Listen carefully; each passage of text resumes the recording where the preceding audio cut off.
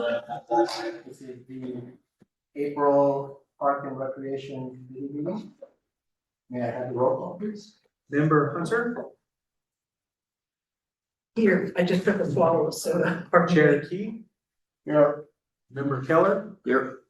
Member Merrill, Member Robertson, Here, Member Robinson. Here.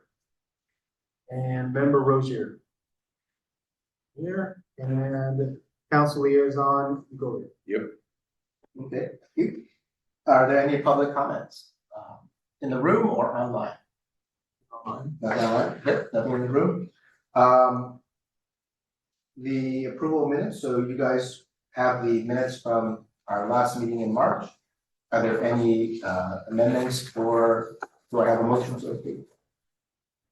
Move to approve. Do I have a second? Second. Okay, all in favor, say aye. Aye. Any abstentions or nays? Seeing none, approved unanimously. Okay, we have a presentation from the MA Little League. And if they want, they can combine that with also the 5A, which is, what, is that your presentation or? No, it's theirs. Okay, we can combine that with the 5A, which is also the streaming service installation, so you guys can combine that too, if that's what you want. Yeah, that sounds great. No, just Yeah. hold up here.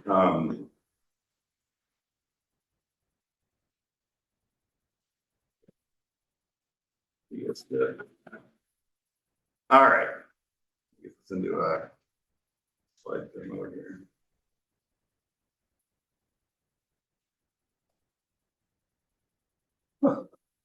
Well, how well designed is this? Because it's behind us. There too. That's okay. Let's take it there. Will, can you move it that way a little bit? Could I what? Oh, no, Will. Now, careful. That good? Yep. Yeah, that's better. So first of all, I just say thanks for having us. We love using the field. It's beautiful, beautiful field. We're saying before other teams get to play here, and they're just like awestruck at how awesome it is, and we appreciate the sport. And I've had lots of good memories out there. And my name's Matt. I've been on board since 2018. My kids have since aged out. I'm hanging on for a couple more years just to help support. But we have new blood. Hey guys, I'm David, just joined the board last year. So we're out recruiting the new members to kind of bring them up to speed over a couple of years to keep the continuity of the league going. And our charter is really like community baseball. That is what we're all about. It's like teamwork, having fun, and helping kids learn. And that's really our mission. Travel ball has its own place, and that's okay too. But we're like very inclusive. We'll take anyone. There's no cuts or anything like that. But we're just trying to like balance things out and learn the game of baseball. And so this is actually our 77th anniversary, which is pretty cool. We have 8 divisions this year, ranging from 4 to 14. So we added wiffle ball a couple years ago, which brought in the 4-year-olds. And there's not a lot of sport kids can play as a 4-year-old, so that's a good way to kind of introduce them to the league and get them. And they're out there with the wiffle ball bat, and it's super fun. You see them running in different directions, and they'll hit the ball and run to the pitcher. It's pretty cute. So That's T-ball, right? At 4. at 4 it's wiffle ball. At 5 it's T-ball. 6 it's coach pitch. 7 and 8 it's machine pitch over at Encinal. 9 and 10 is minors over at Palmer. And then 11, 12 is majors at Burgess. And then we have majors is kind of the top end of the league for most players. But there's a division for 13 and 14-year-olds, which they call juniors because there's a juniors and seniors group. But the juniors group has really gotten a lot of momentum the last number of years, and they play other districts. So or other teams within the district. We're part of District 52, so they would go play Palo Alto. They go play, Hillsborough, Redwood City, and our league is pretty much from Palo Alto to Half Moon Bay, all the way down to like Pacifica and Hillsborough, somewhere in that general vicinity. So, so that's District 52. let's see, we had about 350 players in the league this spring. We also do a fall league, but in this spring we have about 350 registered. And you know, each team needs a couple coaches, so you add all those up, that's about 50 coaches, and we have an all volunteer board of 25 people who work on organizing the league each year. And we're an all volunteer league, so we expect parents to also chip in as part of the it's required for participating. And so, you know, if it's helping with field setup or you know, snacks, or you know, helping out with some of the other community events we have, we do expect participation from the rest of the community, which is good because I think it also kind of strengthens the community bond, which is good. We have a number of community events throughout the year. We have a big thing around opening day. We just had the fire, a bunch of people from the fire department, some from the police departments come out throughout the first pitch, which is super fun. Sometimes we've had the mayors out throughout the first pitch, but we like to try to like rally around the community as much as we can there. We have a big 3D event at the end of April called Under the Lights, where we bring in like construction lights into Burgess Field, and we set up, you know, 10 or 11 of those things, and we let the kids play night games, and that is super fun. We just started doing this a couple years ago, and it's fun because the young kids will come out, have something to eat, you know, watch the older kids play, and the kids, you know, they get their moment, like the older kids get their moment at lights, and younger kids have something to look forward to, so that's good. And then player appreciation days and all-stars are the big events at the end of the year. You know, in terms of funding, we rely on fees from registration. We have sponsorships from generous community donors. And then there are sponsorships from businesses. We also have like donations from the community as well. So that's how we maintain our budget each year. And through stuff like that, we're able to do stuff like field upgrades, pay for gear for streaming equipment. We're able to we offer scholarships so kids can't. We have a number of kids on scholarships that if they can't afford to play, we'll support that, and you know, pay for umpires and all the other costs that go along with running a baseball league. And when you add fields and uniforms and all stuff does add up. But like, if you compare what we offer to what like a travel ball, and I'm not picking on travel ball, it's a different situation, but some of those can be very, very, very expensive. And we're just trying to do our best to keep it like pretty affordable. And I think it's one of the best values out there in terms of youth sports. How much is it per child? So it depends on the division. So I think like wiffle ball it's so minor. I think it's like $100 or something like that. For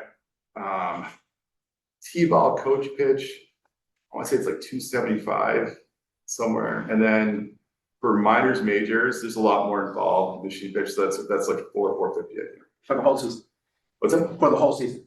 Whole season, you get a uniform. You don't have to buy your uniform on top of that. When is the season? What are the months? Yeah, so we start. We do a couple like preseason events in January. We do like usually like a tune-up clinic just to get everyone thinking about baseball again. There are player evaluation days, which we use to like help provide coaches with information to help structure teams, because we're trying to get the balanced team. So there's a couple events that happen there. The teams are formed by, at least the older kids are formed by the end of January.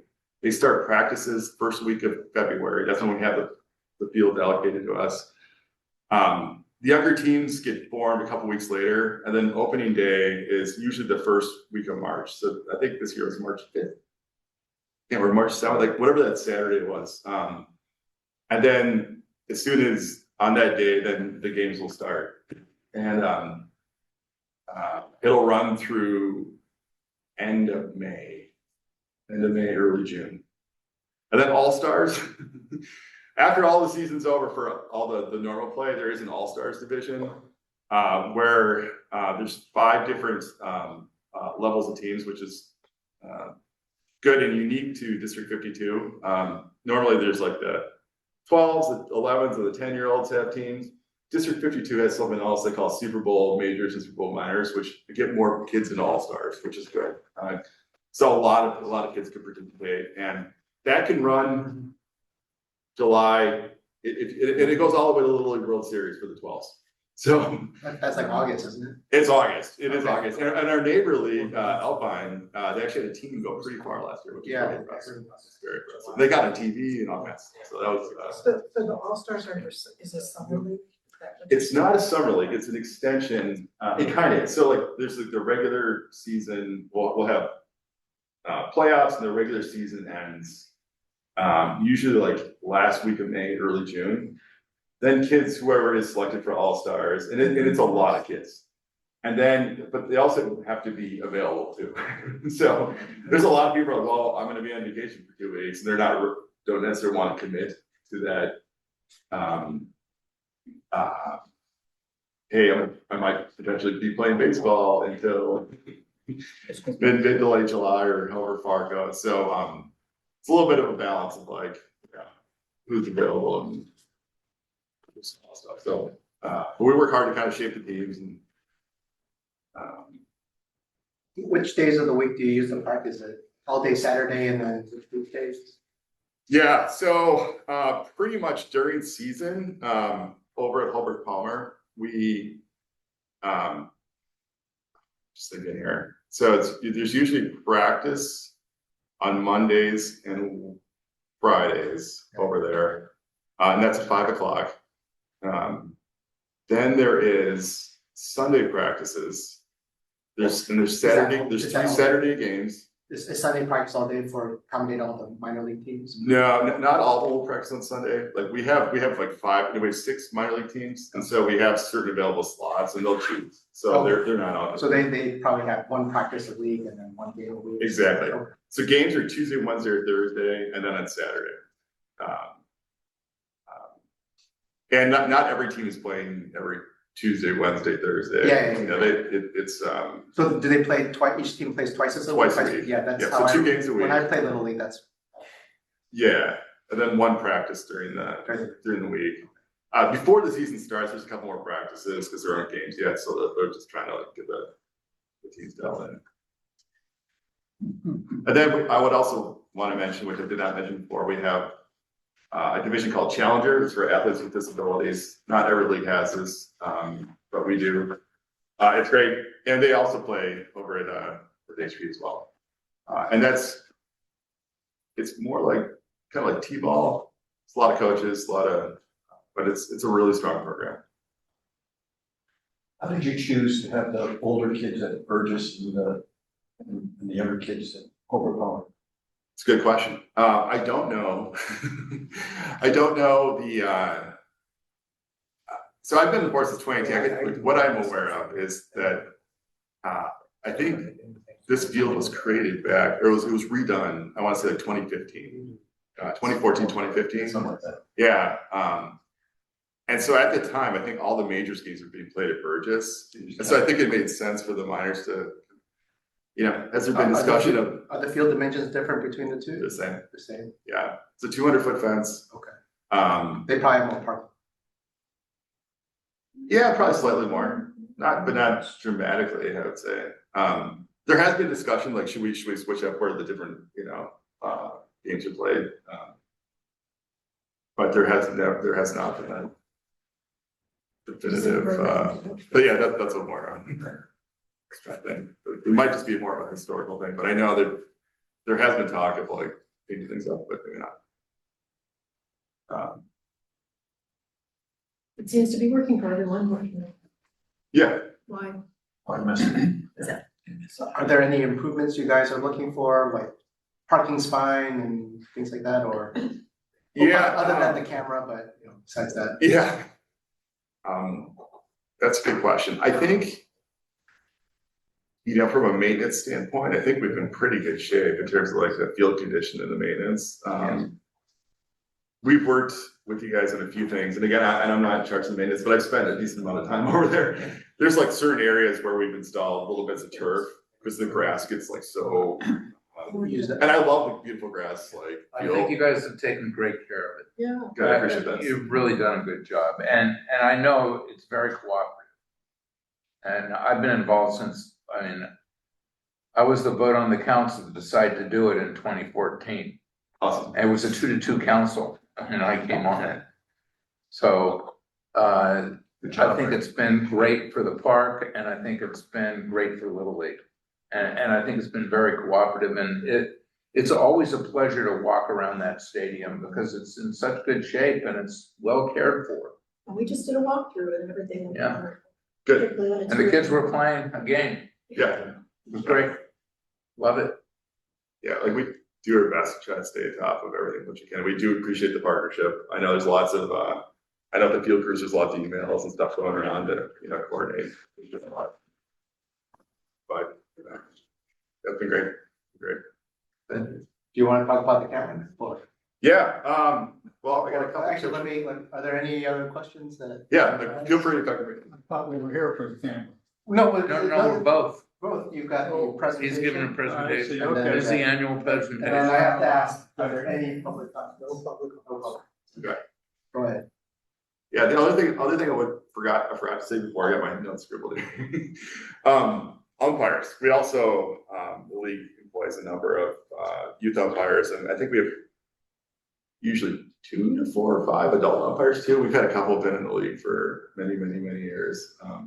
So it's a great thing as kids like get to the point where they're older or they're aging out, they can still participate in the league, which is super fun. Cause you see some of the same faces, they're like, oh, I remember when you were 10 and now you're, Are you an umpire? 50, and it's hard. I'll tell you what, it's really hard. I got called in, I always had that coach lens. I was a coach for years and I got called into, just be a field umpire, not even play an umpire for a majors game. And I'm like, and the game was tied and I'm like, I'm gonna make it back. And there's a couple of close ones and then, anyway. Maybe we need to stop BS soon. Yeah. Albert Plummer. It was That's next year. Next year, we'll need a sponsor.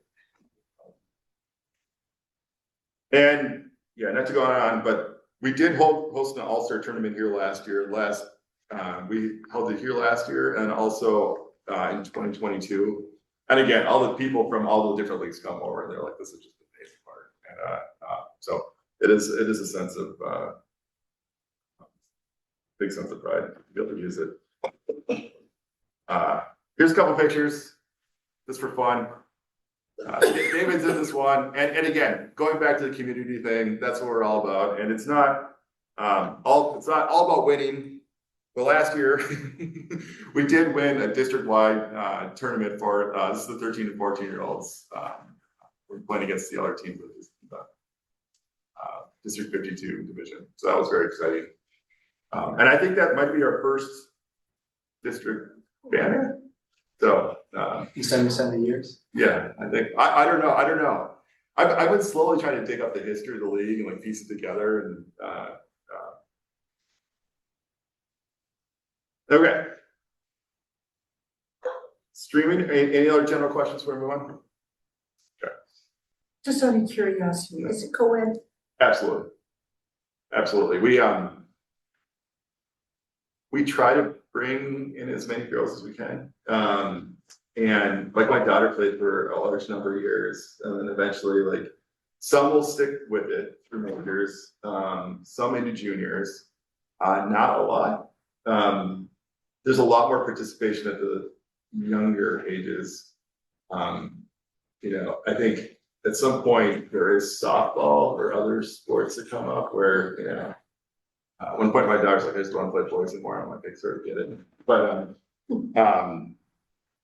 we definitely encourage that 100%. That's fun. Okay, so we've been streaming at Burgess since 2021. This really got started during COVID because my parents were in Minnesota and like none of the parents were in the stands. And so we're like, well, how could, we had them out in the outfield and like, and that's okay. But we're like, how can we try to do this? So, tried a whole bunch of different camera setups, tapped other people who are photographers, trying to figure out how to get it done right. And it sounds really simple. The first prototype was like an iPad on a backstop over at the high school, because I was working at the high school too. And the thing is, with that angle, it's so low, you can see kind of like pitcher catcher really well, or pitcher batter, but you can't see the infield, you can't see the outfield. You got to get the camera up higher. So we did a whole bunch of experiments and learned a whole bunch of things. We tried GoPro cameras and security cameras and all kinds of different like setups. And we were kind of cobbling stuff together, but over the last number of years, the technology has improved dramatically. Where there's been these cameras that have a whole bunch of things that kind of incorporated in one setup now, or I'll show you what we're proposing here. But really, again, this goes back to just like trying to get the community involved. We've had parents at work say like, hey, I couldn't make it, but I was able to tune in for the game. You know, we had people around the world dialing in from India saying, hey, I was traveling and I was able to watch a game. Or some of the younger players will watch the older players because if they have games at the same time, they'll watch the replays. Or I remember the first year we had one kid who was injured or really sick. He was his team was playing in the championship and he was able to watch it at home, which is awesome because he couldn't be there for the day. So and so we've been doing it at Burgess, but now we want to expand it. And this is generally what it looks like. And this is Holbrook right there.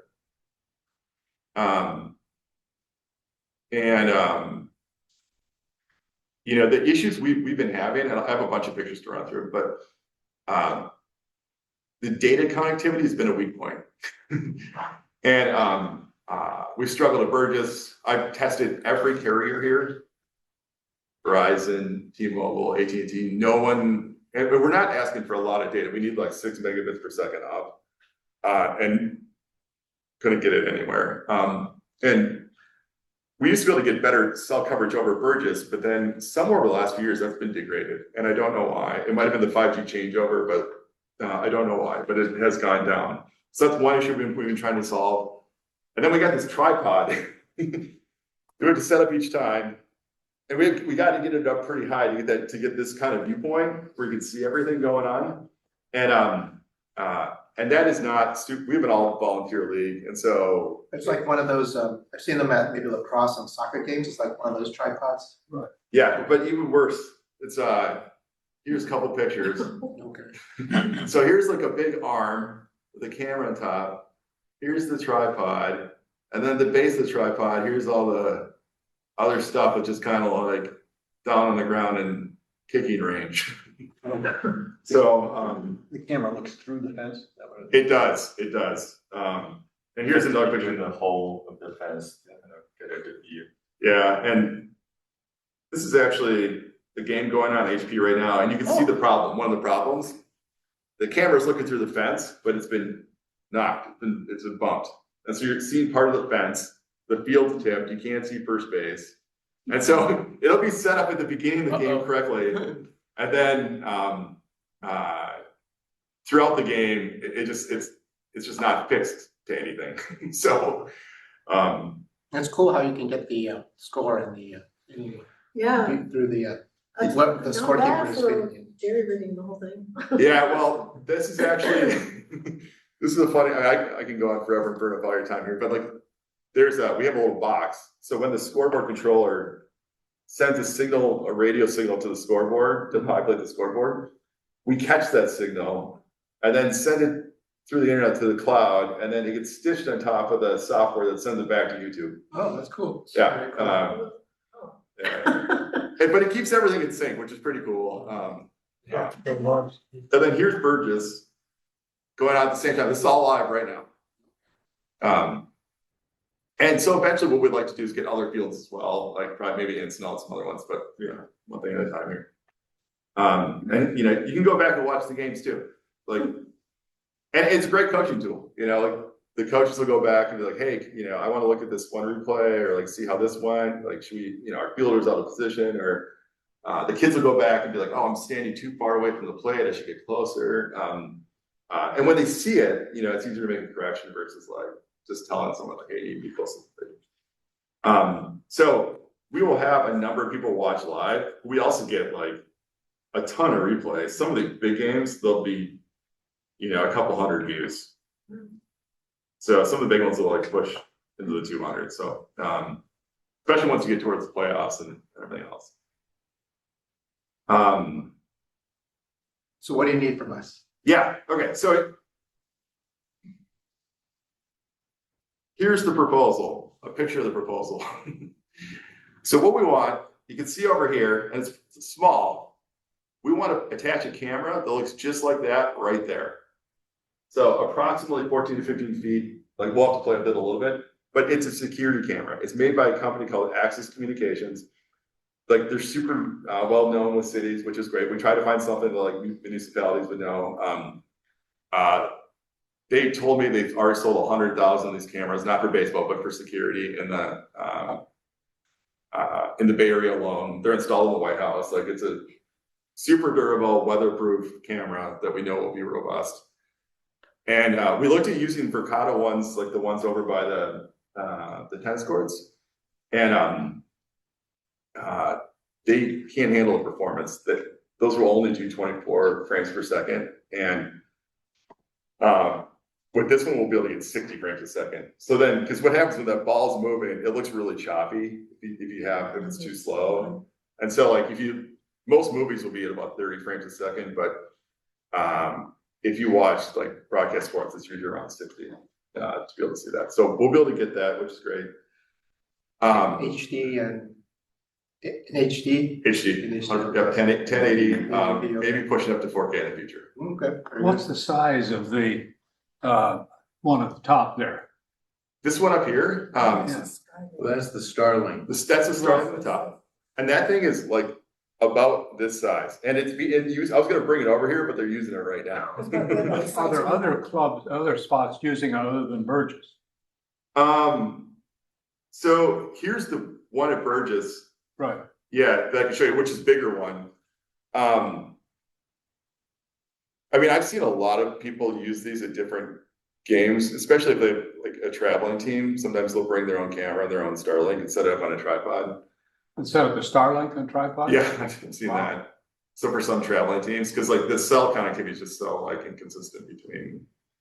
So would it be possible to actually put it somewhere other than right where you have marked it? For instance, to put it on the shed behind? We could, we looked at that. And we looked at, okay, because it needs to face north. That's the challenge we're up against. So, and so we looked, there's a bunch of places on this shed we could do it, but then we looked at like the installation process for doing that. And now we're talking about, drilling holes or like wiring cables in 3 different places. And then, if it's too far away from where the camera stuff is, now we have to, like at Burgess, we have like an outdoor router that has to talk to this other router to be able to get the performance to a certain level. The thought was if we put it just at the top of that main post, Right. it's kind of out of the line of sight, and we can run a cable directly down from it into this box. And I have the box. So that, the picture shows what you're proposing? Yeah. Okay, yeah, So- so why put it on the shed if that would be? Yeah, so the proposal is like this camera here. We need to mount this box. It's just, we have to put some like wire or like that thing that talks to scoreboard controller and some of the other Radio. there's like a data switch that goes in here. And this mounts directly to that pole. So there's a bracket, but it's basically 2 hose clamps. And this is a tamper resistant box because it's security camera equipment for the most part. And then the proposal is to put the Starlink right at the top there and see how that goes. No, this will stay up for 365 days and. That'd be the idea. And have you had any problems with any vandalism at Burgess? No. Oh, that's good. And we did this at Burgess as kind of an experiment. It's in a low hanging area. We're gonna try to mount it in a higher hanging area, and we talked to the city. They're like, let's just start here, and like, and we're like, well, I mean, because you can touch it with a baseball bat, and we left it up all year. And That's good. they're pretty cheap these days. They're a couple $100 for the unit. So even if it was damaged, it's not like we're out tons of money.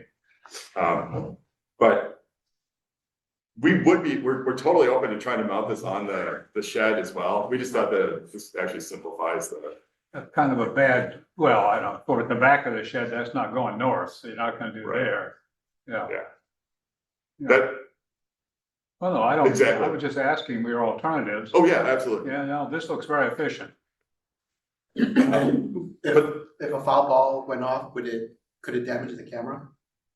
You know, it's a security camera. Like maybe if it was hit hard enough, And then, but we've not had a camera damaged In Burgess. at Burgess Okay. or, and those cameras are much less durable, than what we're proposing here, It so. has a hard shell to protect the camera subs, so Okay. if anything, replace the shell. So the shell will get damaged then you use. Rick, do we have authority to authorize that without going to any other level, for instance, the council? I think it probably has to go to council. I don't know. Robert and I met with them It's and, kind of unique. and we liked the idea, so. I think this committee can authorize it and then Will can figure out with George. whether Yeah, I has don't to think it come has to go to council from what Robert said, so. Great. The total cost is how much? I think they're variance. For the city, it is 0. Yeah. Or the town, excuse me. For town Atherton, it is $0. All in the equipment is, and this is a pretty high-end camera, so like, it's right around $2,000. I think you want it to be as good as you can make it, cause That's good as you- lots of people are gonna see it. It's an awesome park, it's Yeah. gonna show off the park. The I think other it's a good spot of thing. this being in a good location is there's power right at the bottom of that pole. Right. Yeah. So they don't have to run the extra wires or anything. And would it be running all the time, or you guys only turn on during the games? Good question. So our intention, and we've thought about this stuff a lot, like kind of rules of the road for this. So Palo Alto has a permanent camera. They've had one for a number of years. So does Hillsborough, and Palo Alto lets us run all through the night. This is the problem of, you're gonna watch the other team practice and you're gonna get, Michigan has that problem. Boy, that's really. I know all of those secrets. 100%, yeah. And so our intention, our proposal is like not to have it broadcasting during a non-game event. So like if there's like a special league event, like that's cool. Or games, but like broadcasting other people's practices is kind of like, that's bad form and, Or just at a birthday party. yeah. Just like it's really stuff there to watch games or baseball. So, we were only gonna like broadcast if it was, And everything's recorded for how long? in terms of like. I mean, does this go on to YouTube then? And so the game would be recorded and therefore available at indefinite time? Yes, so we have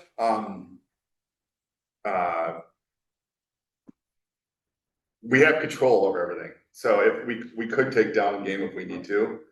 In the last 5 years, we haven't really had any major incidents of like, there's one where like a kid got hurt, so we took that game down because we didn't want, I just want to know when the parent gets thrown out of the park because of complaining too much. Does that Yes. sound? You're gonna have that.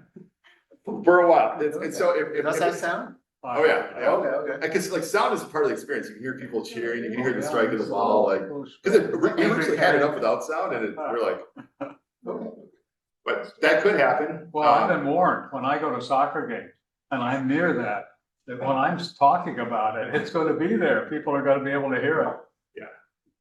And that is possible, and that is a risk. We last year we started putting up signs, like tell people like, hey, you're on, Okay. if there was an event that like went against the spirit of the league, we would take it down. And that's not the end of the world, or edit it out. We have the ability to edit it out and repost.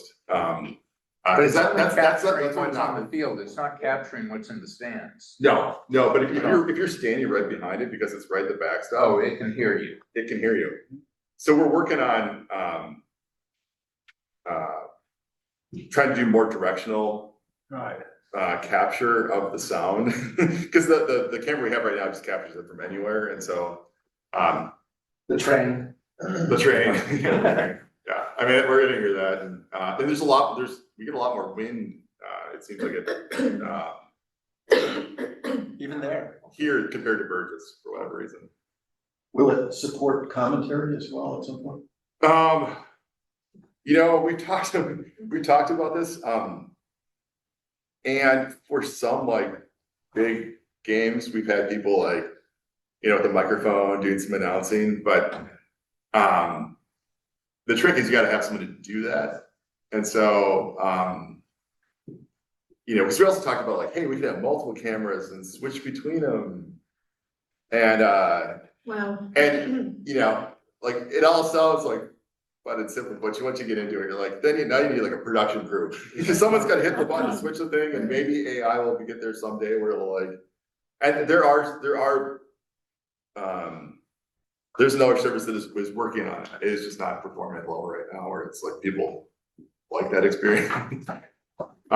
So it's recording and then, is it always recording or you explicitly have to, or is it always playing? So the way that data works is it is streaming. Yeah. Well, it's, unless we start the stream, the camera is, has power, but it's not streaming anything anymore. Okay, so you explicitly turn on the switch to start Press the streaming. button, and it'll do it. So, yeah, but our goal is to sync it with the game schedule automatically, so that when there's a game starting, we'll start streaming. And so the data is, goes to the internet, goes through this thing to the internet. We have some other pieces of software as intermediaries, and then that directs it to different places. So one of the places is YouTube, where it gets stored there. And then we can also store it on our own servers if we wanted to, as a backup. Sometimes that's handy to have, even though I don't think I've ever really used one. But it's all secure, it's all protected. And then there's another service called Game Changer. I don't know if you guys have heard of this, but it's really grown in popularity in the last number of years. And Game Changer it's like a baseball scorebook, but it's digital. So you can do it on your phone, and it's cool because like you can see like right there. Yeah, like. I watch all the kids' games on. And you can stream there, and it'll tell you who's coming up next. It has more stats on there.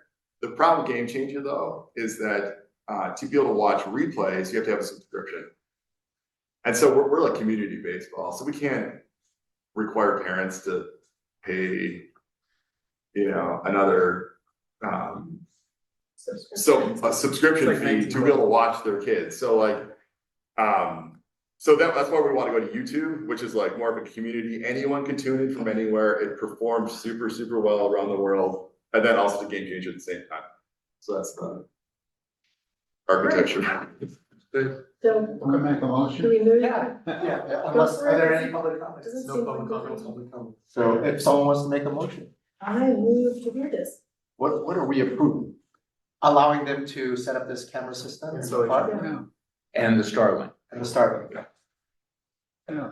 Do I have a second? Second. Second. Okay, all in favor? Aye. Any abstentions or nays? You guys are good, Awesome. unless the city manager says different. Right. So I will find out for and next let you know. weekend? Will we have the money for next weekend? Yes. We have Sooner than later. We have a plan, so, and look, we've thought through this as carefully as we possibly can. We're gonna learn some stuff. Very good presentation. We're gonna learn some stuff, this might need to evolve in the future, and maybe it makes sense as the technology evolves to like change things in the future. Or if we find something's problematic, we can change it. It's not like, the stuff is like held up by hose clamps. It's like not stuff that's like, welded together, so it's, Great, Great, Thank you. appreciate it. Thank you. Yes. Okay. So, just doing super clear next steps, like, in terms of like having the green light to go do this. I'm gonna Coordinate with reach out and find out, and I'll let you know. Okay. What the next step. And just so you know, like, Rex and Otto might have some people to help with represent, like, we want to handle everything in a professional way, Yeah, so. once the installation comes to that, then it'll be directly with Okay. the approval, I'll go to our city manager tomorrow. Yeah, he can probably figure it out tomorrow. Okay, I'll let you know. Thank you, guys. Thank you, guys. awesome, thank you.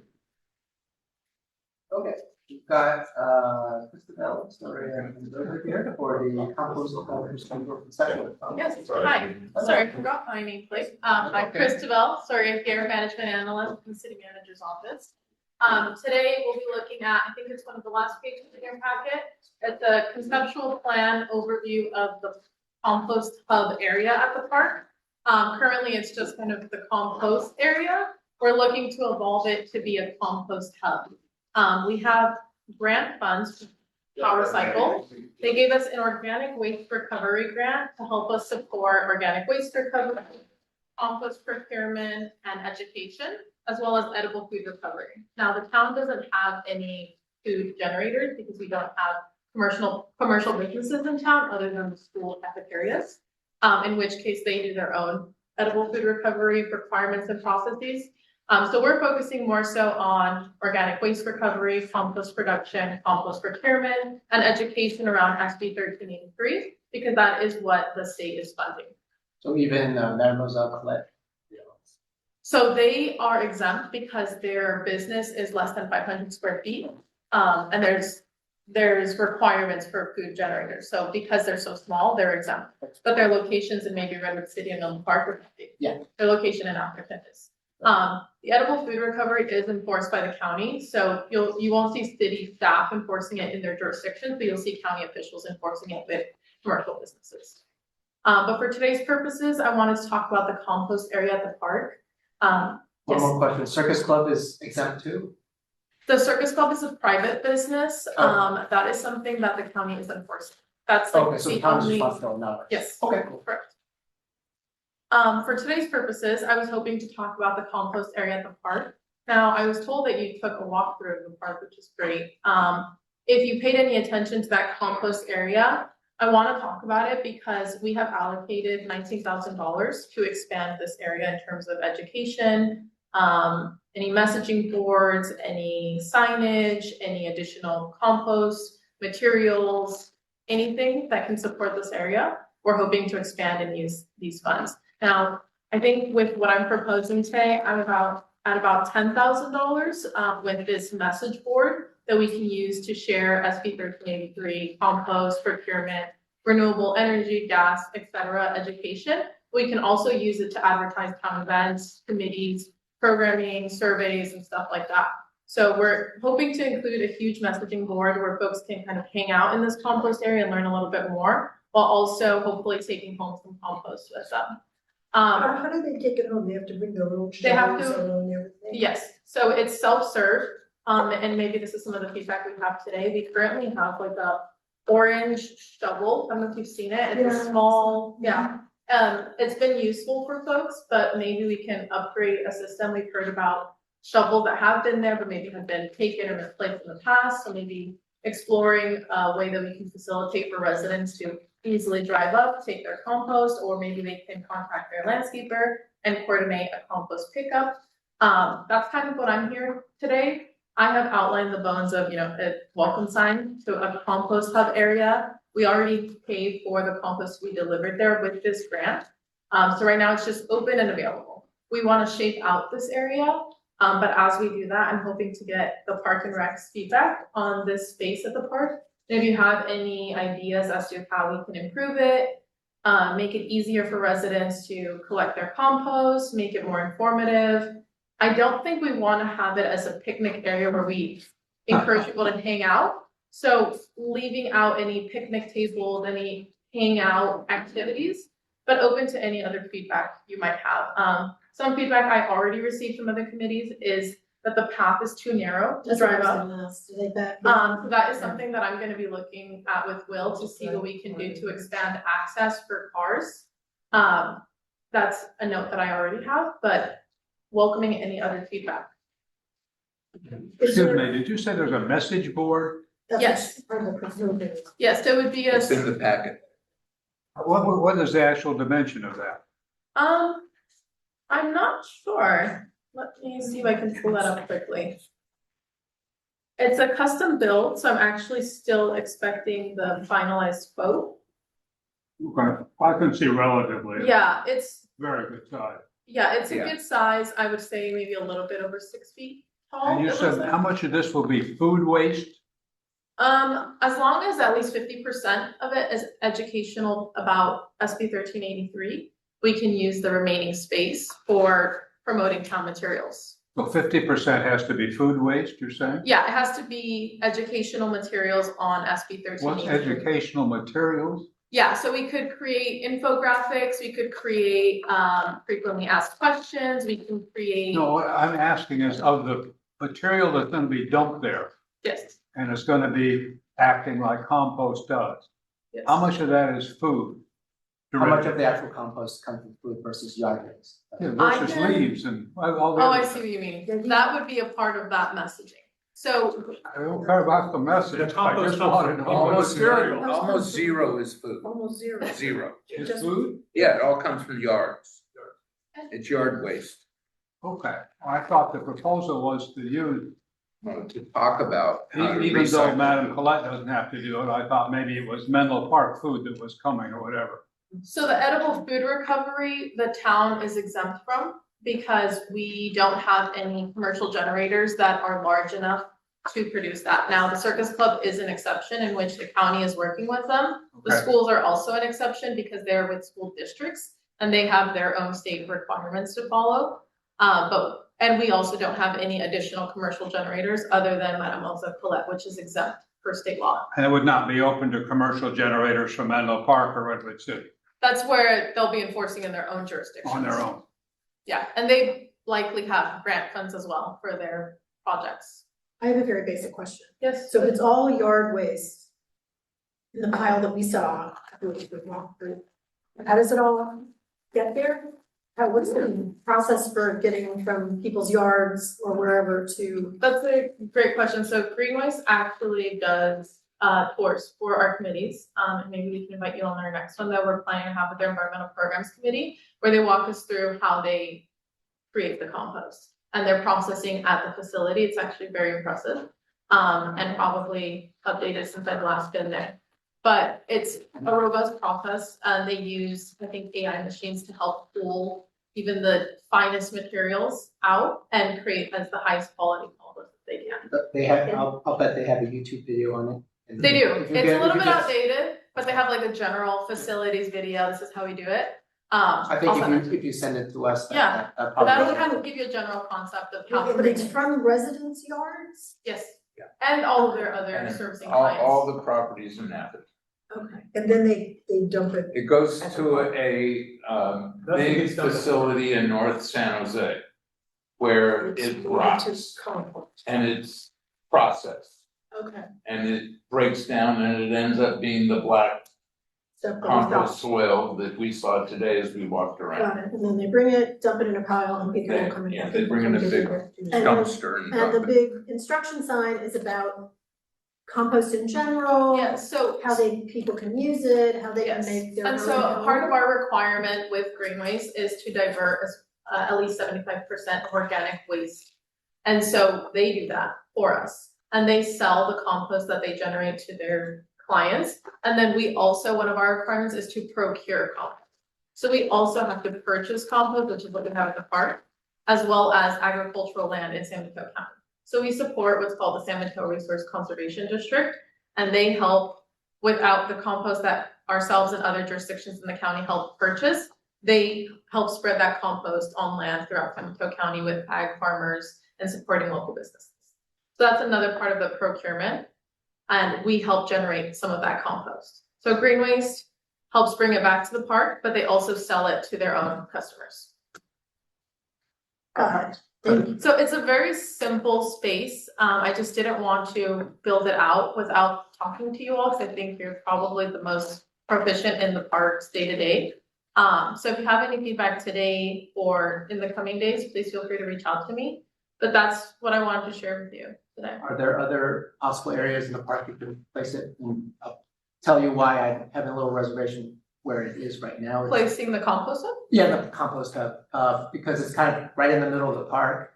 And, you know, compost isn't exactly like the cleanest thing, you don't want kids playing with it. It's also under the eucalyptus trees, which isn't the safest place either. This is not a good- I was hoping that maybe we could put it, say, near the exits along with the dumpster that's out there, but Will says there's not enough room. That would be my, I think that would be more of an eyesore than where it's at right now, if it was on the exit or entrance. well, right now it's right next to the carriage house and Yeah, but it's pushed back in a way that it's by our courtyard and easily accessible for those guys to get stuff, because they're the ones dumping everything. If they have to track everything out to they're gonna have to fill up their containers and get all the way out to the entrance or exit. And you're gonna have a big green garbage can sticking out, like right where well, we're it at on the sticks out right now, but in the middle. Is the eyesoreness your concern? That and, it's under the eucalyptus smell. area and Okay. it's not exactly. I have never personally thought about it, only because it's been there as long as my time here. Yeah, I think they just decided to start putting it there, but if we're gonna make it permanent Yeah. and, that means if we're gonna move it, it's gonna cost money. Or I wonder if they explored it and that was the best option, but I'm Not in I'm my not. time that, Yeah, I think they just decided maybe because. the It goes dumpsters over there, they by the just- courtyard. And there's an area, it's I right can next look to the into courtyard. that, that's Yeah. definitely something that we did. But if this is the best place for it, then, versus, Will says it's probably not enough room, but I just wanna make sure that this is the best Yeah. option, to place it. Well, Just not thank to you. choose it just because it's already there. Yeah, well, I definitely took that note and I'll look into Okay, yeah, feasibility. And if this turns out to be the best place, then that's fine. Is this the same place it is now? or- Yeah. Yes, Yeah. exactly, yeah.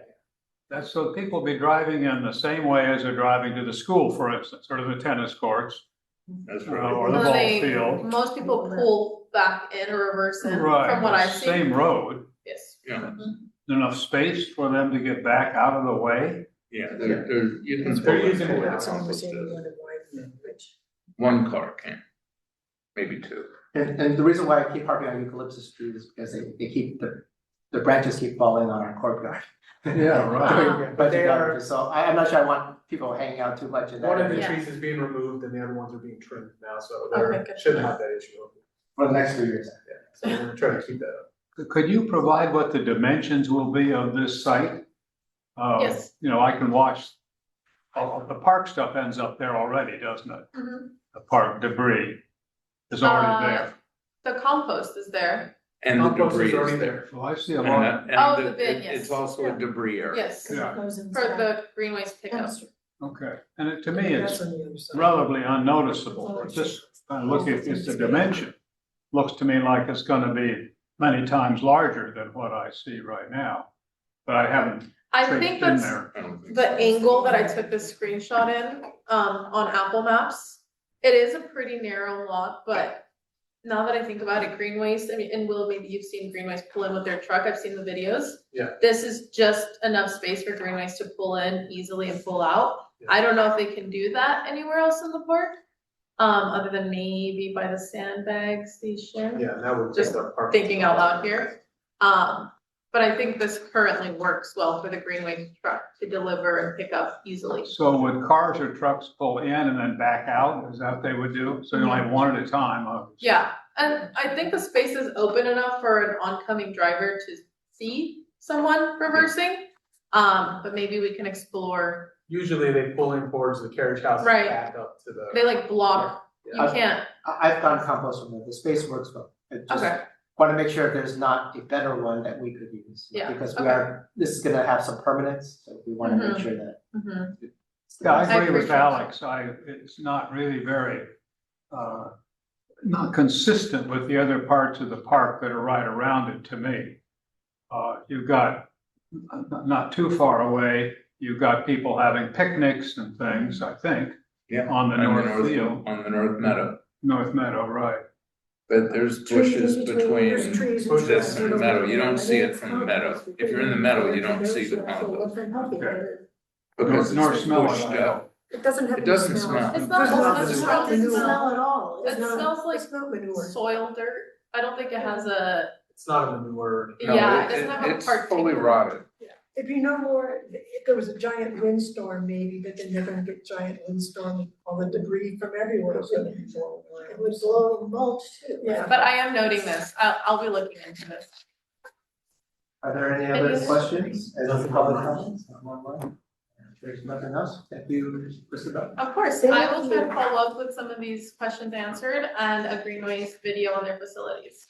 Great. Thank you so much. Also, I shared an Earth Day flyer and volunteer flyer with you all. Please feel free to share with your friends, family, neighbors, and we hope to see you there. Great. I would appreciate the dimensions of the The message center? message center, right, Okay. yeah. Okay, 5C is capital projects. That's Will and I guess. Probably mostly Will, but I guess I have a subject that after Will goes over the current capital project that we're working on. Well, yeah, right now, I mean, that's on the next part of the agenda, where I'm gonna go over the playground and everything. This is more of if you guys had any capital project Oh, okay, recommendations that's or anything. Yeah, so, the council will probably be looking at CIP in the next couple of months. So if we have anything for the park, we want to recommend that council adopt in their next year fiscal year budget, then this is the time we bring that up. So is there anything people want to discuss for next year that we should ask the council to look at investing in that? Having the bathrooms and the lighting in the carriage house is still, that's still up for work. I believe so, right? Is that The already carriage on the house agenda? still has the bathroom Yeah, renovation. Carriage House still has the bathroom renovation. And the Um, lighting, and the lighting, I'm working with Coast Lighting for that. We still have in there the water tower. And In our current fiscal year. yes, Okay, that's still on the. so Okay. is there anything new that you guys want to think the town should invest in? So there'd be nothing in their will about, for instance, doing any wall coverings in the carriage house. No, there's no like Anything something else, I mean, renovation. those others have been authorized, we've had the bathroom authorized for 3 years. I Yeah, the believe. bathroom's been on there, yeah, but nothing, no other renovation other than lighting.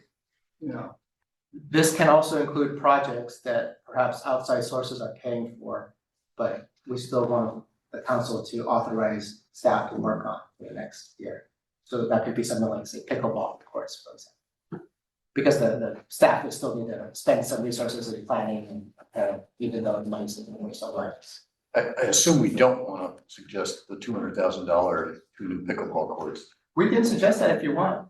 If you think we're ready for something to, or I say by the time the council's ready to consider their capital projects, which probably be next month or Next first of May, first Wednesday of May. Okay, yeah, so about a month now, if we think it's ready for proposal to council to consider, or that they can just say, like, it's probably gonna be ready, they can consider it sometime during that fiscal year to actually work out the details, but, you know, they just put placeholder that we allocate some money or allocate some staff time that will eventually get spent on. So, I'll open it up to anyone who has any suggestions. well, again, I think the focus we are trying to have is on the carriage house. Sure. So, I'm not sure we're definite enough on what we would do beyond the lighting and the bathroom to be able to come to council this year. You may remember we also suggested that perhaps we get some ideas from the new caterer. Yeah, I'm gonna have them present next month, they were gonna be ready for it this month to present to Okay. us. And that's still probably a little premature for them to know that, but Yeah, it'd be nice to get their views anyway. So maybe we can encourage them to think about that before they arrive. sure, but by the time they present, which will be first Wednesday in May, I think the council will have. Oh, well, I understand that, but I don't know that we're definite enough. Okay, To I say, mean, I'd like $100,000 to upgrade the interior. Yeah. First floor only.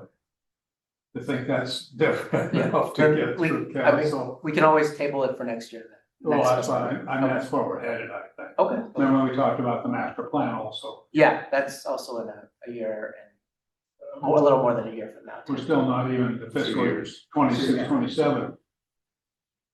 Yeah, next year, assuming we get done with the active transportation plan this year, which it's not gonna be done by the end of the fiscal year. The next master plan would be the drainage plan. So we'd be the year after. Okay, so if those plans get pushed back a little bit, then we would push that. Okay. Master plans For the drainage and for, depends on, just to put together a master plan would depend on waiting. I thought a master plan was just layouts like the one we originally did some years ago. Yeah, but it takes a lot of time to I see. you gotta hire a consultant. Takes a lot of time to put it together. We're only gonna do one at a time. Okay, With the error that we made 10 years ago is we did 4 in 1 year, which meant we only pay attention to one. And we need to pay attention to everyone. sure, good. So, One thing is in the pavilion, when we do events, Yeah. we need a freezer, because when you bring in ice and stuff, there's no freezer, there's no place to put, there's no place to keep things cold. Well, it's a double refrigerator. And I've been in there and I've seen ice cream in there, and of course, it just leaves a puddle on the bottom. How But much would the expense be for, is that a commercial freezer that you're looking? I don't know, Will, is that a commercial? The one You inside know, in the kitchen? in Jenny's pavilion? Yeah, is that called, is It's a that, commercial, yeah, refrigerator. So we would need a new one? But it's just a refrigerator, it's not a freezer. Oh, That's what we're saying, there is no freezer that. Yeah, it's just, I believe just a refrigerator, yeah. and We don't also have a the freezer. range top there has a very stinky gas. And then also there is no complete drain for the kitchen sink, it just kind of runs down to a hole in the ground, a hole in the kitchen oh, okay. floor. Do we wanna wait for the caterer to make that assessment and then? I don't know, I mean, that's just, I We think can- we should be aware of that. Yeah, Those three items, okay. Do you wanna recommend that, we that's, is put on the money budget, put on the money budget? Yeah. Well, we don't really have I guess it's a commercial freezer. yeah, commercial freezer, It doesn't even Why would necessarily you- have to be a commercial. Why would we need a freezer? ice, Oh, you're just looking for like ice, like an ice maker or something? yeah. Well, and we have to go Or get an ice bags of maker would ice. work, Okay. but then you don't need it going 24/7. This is something the caterer should. Okay, so Yeah. maybe we'll, Something. So when have them we have do the a caterer whole come in, maybe assessment. let's talk with them and. Oh, yeah, and then also I think Because- they should be aware of the old range, because it has a terrible gas leak smell, which is, you have to have the fan in there when there's something going on, so people aren't freaked out by the gas Yeah, smell. it's just, it's not used a lot, so it's Right, everything's it's closed not- up, so the pilot light, so we have to turn the pilot off, turn it back on. Yeah. And then, I think the kitchen sink needs to be reevaluated, it doesn't drain as a normal kitchen sink would, it Yeah. goes right, you see the hole in the ground and, It goes into that whole instead. yeah, and it drips a lot, Okay. and we usually have to put like a big tub or something underneath there. Can't we get that authorized so we don't have to wait a year to put it in? Well, that's why I said this needs to be addressed. So why Well, don't we that's, that kind of propose? stuff I can look at. Okay. Yeah, that's not, I don't think it needs to be on the. Yeah, if it's not, it could be something they could just do. Yeah, They do a lot of small projects. It could be nothing, it could be, we don't need a new kitchen, we just, I don't know, the caterer may actually ask for. Freezer, you a- need Oh, a new you know, sink, you need a new yeah. It stove. might be good for be the caterer honest. to yeah, evaluate, so to evaluate everything, yes, and then they could have their own plan for, okay, Yes. let's just replace piece, let's yes, replace. let's, and then also see how many, you may wanna wait a year to be sure we get people in there using it. Yes, Rather than, just because you fix it up doesn't mean they'll come. exactly. Okay, so it sounds like we don't have any capital projects. If they can But that's a look at the- potential. Well, He's it's saying not at this point to make, Okay, and nothing humongous. yeah, no, it's Like not, build a new building or something. no. Okay, sounds good. Well, I think the capital project would be the pickleball courts. Yeah, do I have a? But when the council last discussed that, the council talked about it needing to be funded by a donor. Yeah. So, but I think that, So put it on that's a the, capital put project. it on the capital Sure. project budget, relying on if you find a donor that funds. Yeah. Most of it, okay. I think it's appropriate for the committee to raise that to the council, because you guys have spent a lot of time on this subject. And we're pretty set on what we want. I mean, exactly where they go, we know we want 2 courts over there where the handball court is, and exactly where they go has to be worked out, but that seems like a detail to me. So perhaps the motion should be, Well, just let me ask, well, all the tennis courts were contributed. Town has not paid for that. We've worked around this separate court now for a few years. And finally, the accommodation was put 4 courts on the one we have now. Although Don says that's occasionally all 4 there, I've never seen all 4 being used. And I think you can look on the reservation list and you can see the few times when that's all done. So I would only vote for a motion if it had in it a basis that at least 2/3 of it were paid by donors. And that's exactly what council advised I should be saying at this point, I believe. In fact, I may, during council's prior comments, should be saying, it will not be done at all unless it's funded entirely by, by donors, that's what they said. So anyway, I would modify that slightly, we can always take it back to council. But I would say that more than a majority, put it that way, I would move that we take this as a CIP item, but with the condition that only if more than 50% were paid by donors. I would think to let council decide what they wanna do with it, and if whatever condition they wanna add to it, we don't, I mean, if they wanna do, say, 50%. I They mean, can that's. say whatever they want, they can say they don't require a condition at all. I'm saying with this committee, Yeah. after having been on now committees for 3 years or at least on pickleball, that is my conclusion as to what we should recommend. I do not think we need and can justify asking the town to put up 200,000 plus a contingency to build a separate pickleball court with the amount of usage we see right now. I mean, I'll put forward a motion in which we have the 2 permanent pickleball courts, but won't say anything about where the funding comes from. I'll leave it up to council to decide if they want it to be outside funded or they're willing to fund or what percentage. So, it's Okay, kind of well, two different There's proposals. 2 motions, whichever one gets seconded, Second. we'll vote on it. Let's look at Alex. So with the second, we can take a vote. Wait a minute. Start all over again? What are you doing? Okay, so, Walt is, well, go ahead, Walt, one. My proposal, Dorothy, is that we shouldn't ask the town to Right, build you- an entire pickleball court for $250,000, which I suspect it will end up being, at least $200,000. Given the history that the tennis courts were donated, that the pickleball courts, we worked very hard to allow usage on 4 courts at a time there. We've actually taken away some usage from the tennis court players on a court that was donated to be tennis only. That's what that court was donated for. So in other words, I think we're stretching too far here before we find out there's really sufficient need to build an entire pickleball court. And then what is, And my, that's just one motion. So my motion is you have to have a donor. If we have no donors, we do that. Right. His is no donors at all. It's just- mine is to, To let there's them no decide. conditions. Yeah. We're just saying we recommend 2 permanent pickleball courts. The council can decide what percentage, if any, will be required from donors. We're not recommending 2 pickleball courts. We're recommending a separate pickleball court be built. The other one is not a pickleball court. The other is a multi-use court. No, but there's 2 pickleball courts. Oh, I'm sorry, to being be built at built one over time. where the I handball court apologize. is. Okay. So Alex, you're saying that it would be subject to the council deciding what portion would have to be determined by or donated by the donors? Yes, yeah. Well, or none at all, because our motion doesn't have any of that issue in there at all, does it? Your motion would say, Would just say send it we, to the council and ask them to determine how much needs to be donor No. funded. all my motion is saying, we recommend 2 pickleball courts be added to the capital project.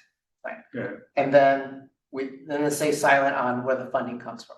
No conditions, No unconditional. condition, yeah. And well, Anybody reading it. Would we bridge the gap between you 2 guys if we just say that it would be subject to the council determining what portion would have to be paid for by a donor? But I think I think Alex's that's- point I is think that's to not redundant. even That's mention the it. council. No, you didn't do that. That does not say it. If I. yeah, I have no, mine has no condition, so. Okay. So those are the 2, unless there's a third motion, which is possible, and that's. Yeah, I'll this one. modify mine to take Don's point. That is, we've sent it to council, but we specifically say council should decide what portion should be donor funded, particularly because council previously directed us to do that. They said it had to be donor funded. I might just drop the last few words. No, that part I'm just explaining. Yeah, as to No, why no. he has that. I'm fine with that motion, having the council decide, Okay, without setting a strict percentage. Okay, Yeah. so I guess we got a first and a second, thank you, Don. Yeah. So, all in favor? Aye. Aye. Any nays or abstentions? Seeing none, motion passes unanimously. See if we can work things out. That was pretty good. Bravo. It's compromise. So now we can reach pickleball and tennis. Pickleball again. Probably should have had that first. Any news, Don or Rick, on? No, I gave the news. I had a text exchange. She said she had a very negative interaction with someone from the town on this, and I didn't want to get into it with her on text. I wanted to talk to her about it personally, and I haven't been able to get her to respond to me since. We need somebody to fall down on his sword. It's not clear that her foundation is gonna put up the money. Anything, any other updates you have? We were gonna talk about the lessons. Oh, yeah, okay, sure. Okay, so last time, at the last meeting, we talked about lessons, and there had been, Walt and Alex and I had communicated, and we were back and forth on what should our approach be on the lessons. And Robert at the last meeting said that the council had actually proposed something a little bit different. So I got together with Robert, and Robert explained that the council had said that the lessons going forward would be up to one lesson at a time. That it would be a lesson that had to be booked by the key holder. And it would only, and it didn't have to be player capital lessons. It could be anybody providing a lesson as long as they had insurance. So that's what the council apparently had said. So I think the answer on that is we just leave that.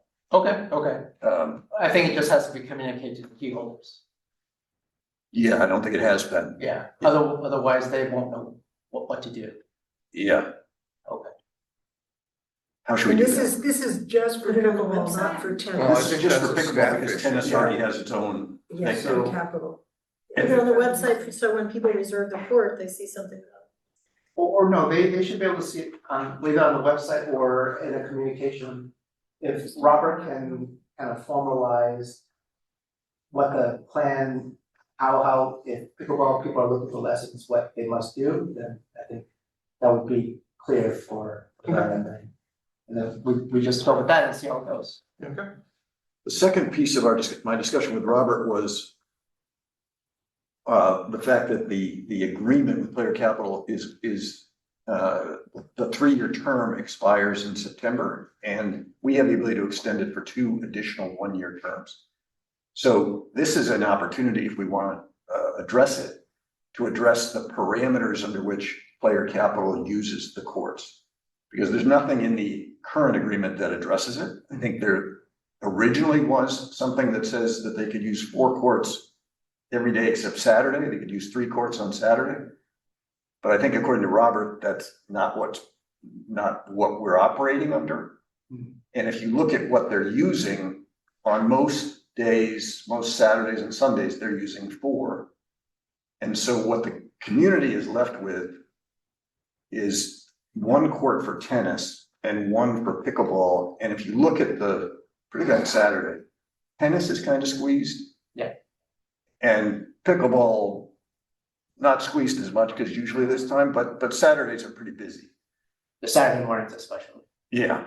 So what Robert was saying was, well, there is an opportunity now, to the extent we're planning on extending this for a year, to raise the discussion of, hey, what are the parameters going forward so that we understand what's appropriate. Related to that, he described how the other parameter that we could address is Player Capital has the ability to reserve courts 2 weeks in advance. The public has 1 week in advance. So could we move these parameters around, for example, and what Robert said is, for example, just as an example, we could tell them they could have 2 courts plus the clay court. And they could reserve those in advance, and then they could reserve after the public had an opportunity, they could pick up an extra court if there's a place for that. But in effect, moving it from 4 courts down to 3. So that I think what's the reason why this is coming up is the world has changed in the last 3 years because of pickleball. So that we now have Player Capital tennis and pickleball, and it's tennis and pickleball, I think, are have a little less usage than they would ideally want. So- it may be a challenge for tennis because I expect they probably have a lesson plan that says, 9 AM on Saturdays for the next 5 weeks, and so. For player capital. I'm just thinking of any tennis No, program, exactly. right? And I expect player capital is probably similar. They can't just say 5 days before Yeah. and let their client know, okay, we're on, or we're not on. Yeah, then they call their Yeah. client, and then the client says okay or no, because they're off the court. Yeah, I mean, that's So gonna it- create a problem for Michael. Yeah, so, I mean, It won't change for tennis players because they're already subject to that same issue. And they still can't plan ahead necessarily, although again, even on Saturdays. I've looked at we'll have to look back, the reservations are not that crowded. I think on tennis. And they are. Michael may have, they use only 3, and there's 2 tennis courts. If you look at tennis, like the second court, it's pretty crowded on Yeah. Saturdays. like in January. On the second court. Yeah, but often I see regular tennis players signing up and using the other courts. Well, Because Michael doesn't have them all booked up all the time, that's all I'm saying. he has a lot of them though. I mean, Well, he it's not, does. it's not unusual on Saturday for him to go 9 to 5, 4 courts. Well, that's the problem, we're gonna be squeezing him at his busiest time, that's when people wanna take lessons, is obviously on the weekend. So And it's I also think, when the public I mean, I wants to see the play. point. Yeah. So you've got, Yeah. I think what Robert was saying is, hey, we've got an opportunity now to have that discussion because the agreement is being potentially extended in September. Or maybe an alternative is maybe some months, there would be maybe more recreational use and then maybe he could have, for a couple months, he could have maybe more use on Saturdays, and then kind of alternate. Yeah. So maybe next month or June, we talk with Michael and see if we can maybe informally work something out and then we can formalize it in his contract when it comes up for renewal. The only additional thing I'd say is Robert was pretty adamant that he wanted to be the one Okay. running that discussion, just so that. Well, so do you want to take our feedback to Robert and then he understands what we're looking for? Is that, I mean, we certainly want Michael's business to prosper, but we also want to make sure we get enough recreational use. yeah. And maybe that means alternating between Michael getting more some weekends in a row. And we can learn what Michael needs. Yeah, and Michael can tell us like what works for him. Yeah. We're willing, Yeah. Robert and him can work it out, so. Do you have enough that you kind of understand think what so. we're coming at? Yeah. Okay.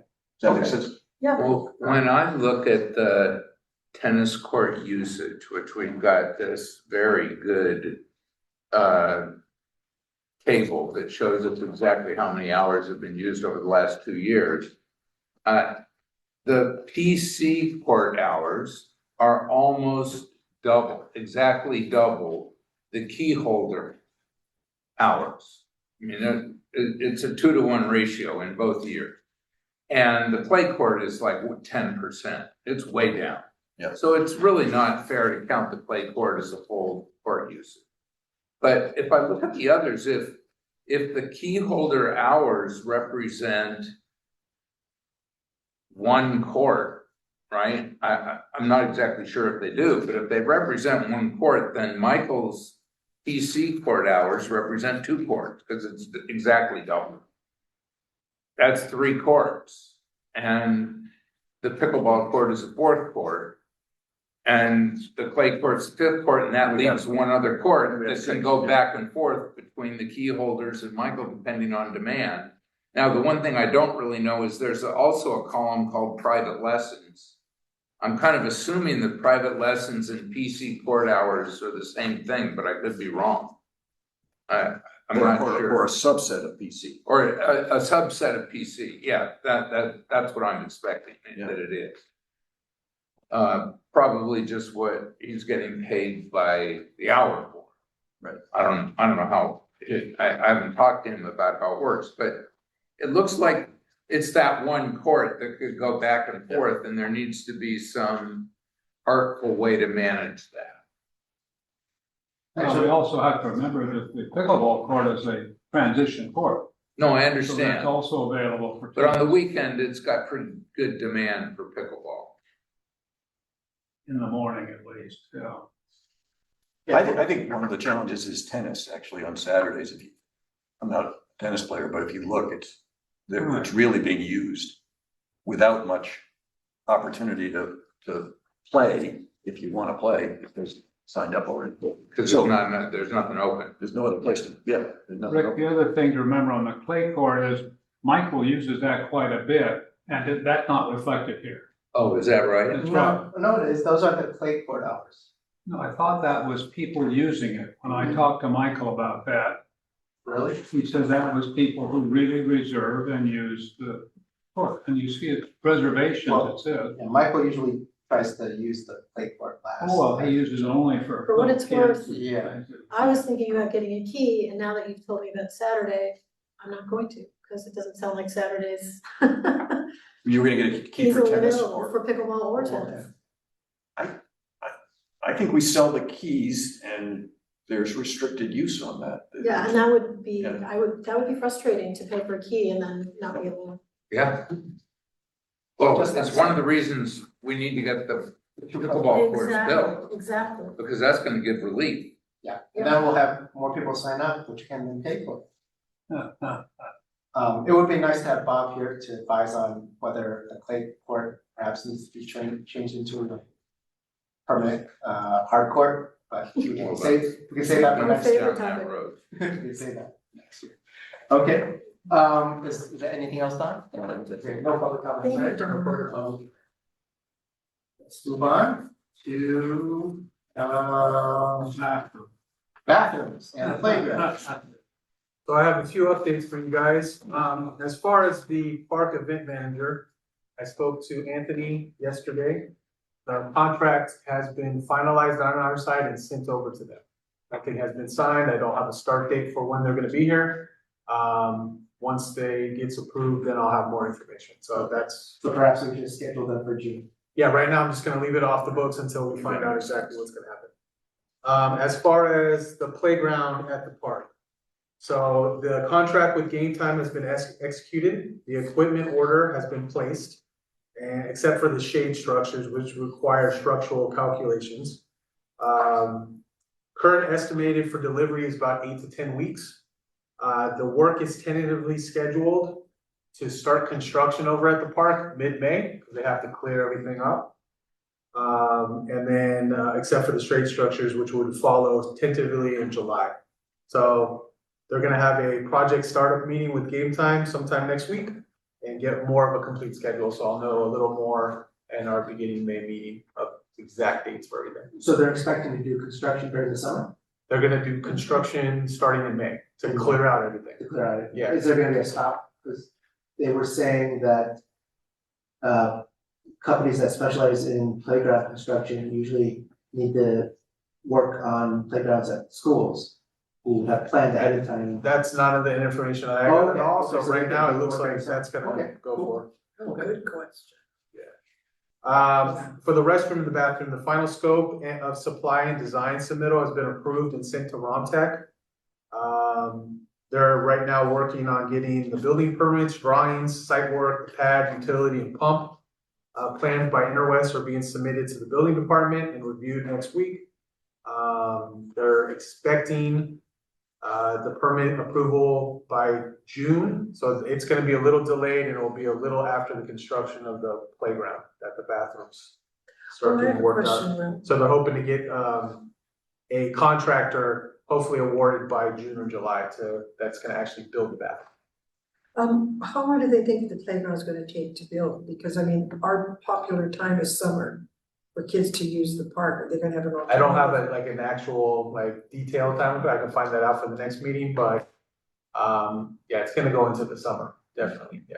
I'll just be happy it got built. Yeah. I don't care. I guess it's gonna take Or longer. porta potty there for the time being, I guess. Yeah, because we're gonna have all the materials about 8 to 10 weeks out and the shades won't be coming in until July.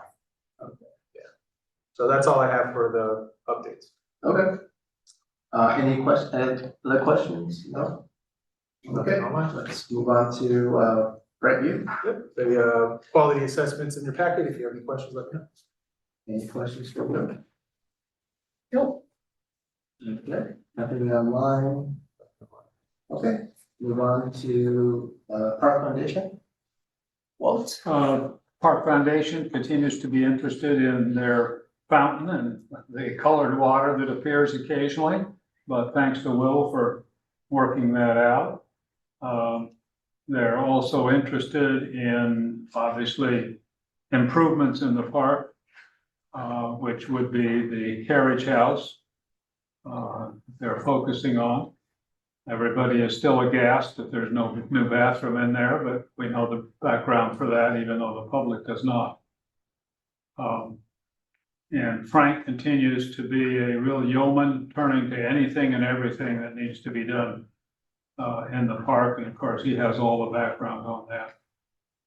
I don't recall any other details on that. Of course, our meeting will not be till following Monday here.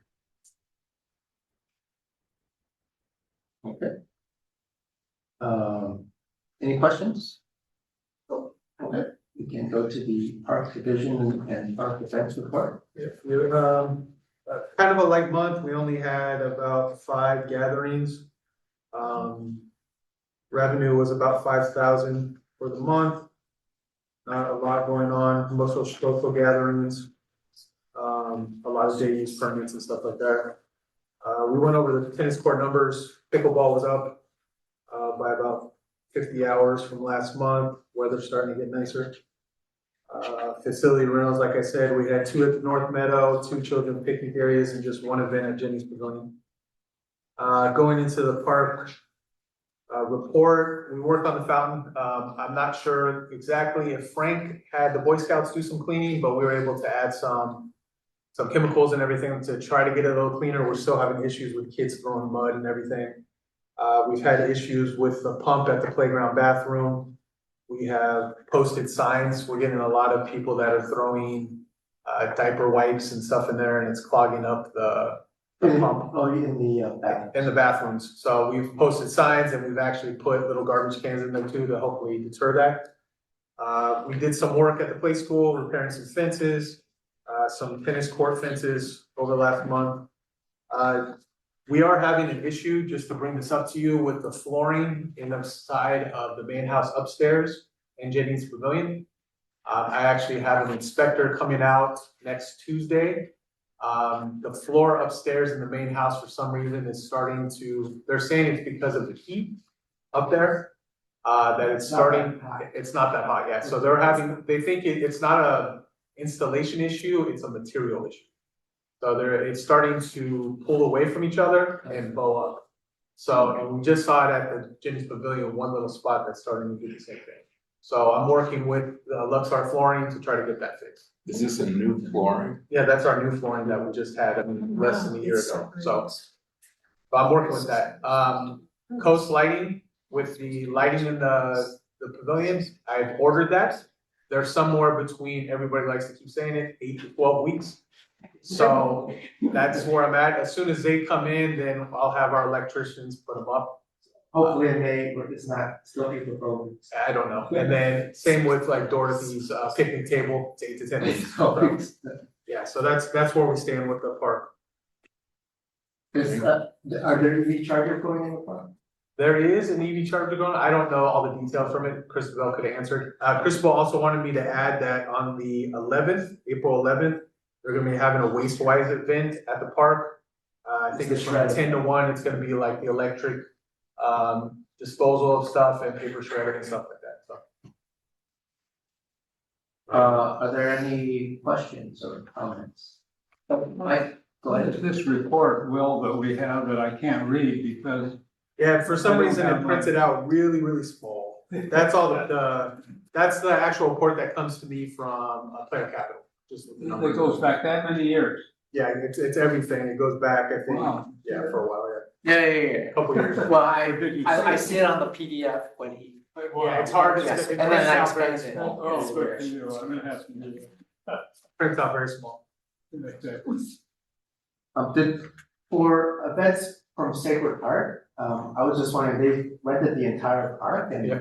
they don't, it doesn't cost like them a lot, so is it like a special pricing? I'm guessing because they've been doing it every year, I don't know the actual pricing of it, but I think it's because they do it every year. They're an organization within the town. So how much did they pay? I don't know if Sorry, I wrote is it it on here? I down don't somewhere, see it it. was like, $22,915, but they rented all three venues. The whole park for a whole day? Almost $3,000.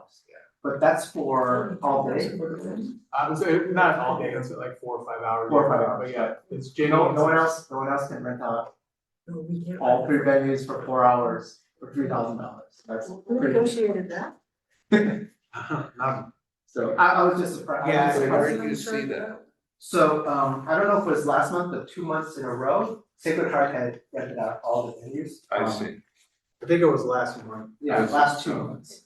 And I was like, well, they must have, so I thought like, well, it must have cost them a lot of money, but I didn't see it reflected in the actual revenue we collected, so I was like, must have just discrepancy there, so it looks like we have some special. Well, they're pricing. not, they wouldn't have a special rate. They wouldn't? No. Okay, So anyone can rent, they shouldn't be able to, our listed prices are. I mean, they might I'll be do considered, that, $3,000. they might be for the considered a card. resident, and that would be, Yeah, I'll look into that. I'll Is it talk Michael about that, it. ask I'll Michael talk about about that? Heck of a deal. Yeah, it's a very good deal. Now, on what page are you looking at? Just So this No, was, it's not in it the was, report. so I noticed this back in 2 months ago, You just, and then I go like, I just saw like, oh, Sacred Heart rented out like all the entire park. I wonder how much that costs, because we don't have a price list yet. right, And I- but it's not the entire park. They would have rented out So the I. pavilion, the main house, and the carriage I house. asked Will, and he said it was those three venues, I go like, wow, that still must have been expensive, but I don't see it reflected in our revenue. Because it would, it would be a big Yeah, kick in our revenue, so I was wondering, do they have special pricing? And how did they get the special price? I don't think they have I'll talk to special Michael. price. Yeah, so that's, cause they've done it twice, and I've never seen that before. Let's see, there was one other thing I wanted to, yeah, that's it for park events unless there's any questions. Individual committee member comments, I have one, but you guys, if you have any.